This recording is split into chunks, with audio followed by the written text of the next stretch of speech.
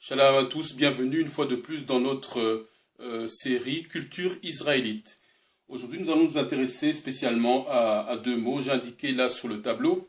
Le premier mot, c'est Tov. Donc Tov, j'ai indiqué la Tov. Tov a été traduit par bien. Lorsque nous lisons Genèse 1, 10, c'est le récit de la création, bien entendu, où Dieu crée les cieux, la terre et tout ce qu'elle renferme. Et puis, on nous indique que Yahweh Dieu vit que tout ce qu'il avait fait était bon. C'est traduit par bien. En fait, Tov veut littéralement dire fonctionnel.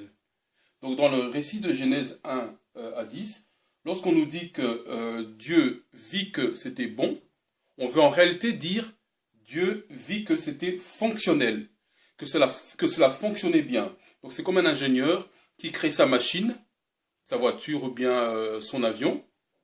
L'avion fait des essais, la voiture va sur un circuit, fait des essais, et il voit que tout ce qu'il a créé fonctionne comme il le voulait. C'est fonctionnel. C'est ça la réelle traduction de Tov. Le deuxième mot auquel nous allons nous intéresser, c'est Ra. Je l'ai indiqué ici. Ra a été traduit par mal, comme le mal, quelque chose qui est mal. Lorsqu'on lit Ésaïe 45, 6 à 7, il y a le terme mal qui est utilisé. Mais Ra veut réellement dire pas fonctionnel ou dysfonctionnel ou encore abîmé. Donc quelque chose, dans le cas de notre ingénieur, notre exemple de tout à l'heure, c'est quelque chose qui ne fonctionnerait pas comme on l'aurait souhaité, qui ne serait pas à la mesure, à la hauteur des attentes. C'est ça que veut dire réellement le terme Ra. Alors, par rapport à ces deux termes, on peut se poser d'autres questions, notamment la notion de ce qui est péché, la notion de ce qui est justice. J'ai indiqué ici le terme qui est traduit par péché, Rata, en hébreu, Rata. On peut retrouver cela dans 1 Jean 3, 4, où on nous dit qu'est-ce que réellement le péché. Le péché, donc Rata, c'est pas le mal, ou bien l'action du mal, comme on l'imagine, mais c'est simplement manquer l'objectif. C'est ça que veut dire Rata, manquer l'objectif. Lorsqu'on lit 1 Jean 3, 4, on dit que celui qui pêche, Rata, manque l'objectif.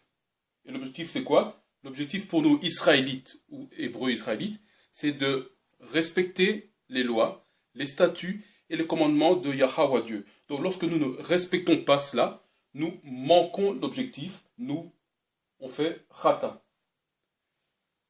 Justice, j'ai indiqué ici en hébreu, Tzadik.